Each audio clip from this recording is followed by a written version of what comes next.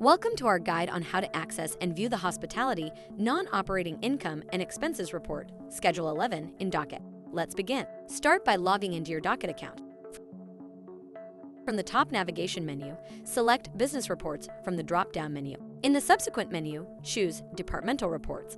On the Departmental Reports page, locate and click the Non-Operating Income and Expenses option to access the report. Customize the report parameters by selecting the desired period and column views.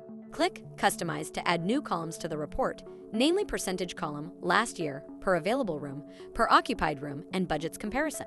To export your report to Excel or PDF format, go to the top right corner of the report page and find the three dots menu icon. Click on the three dots to reveal the menu options, and from there, select Export as Excel or Export as PDF.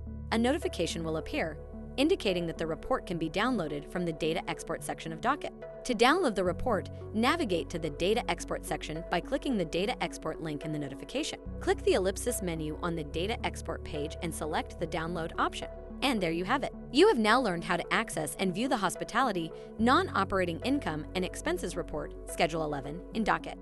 Thanks for watching this video. Check out our How to Videos playlist to watch more videos like this.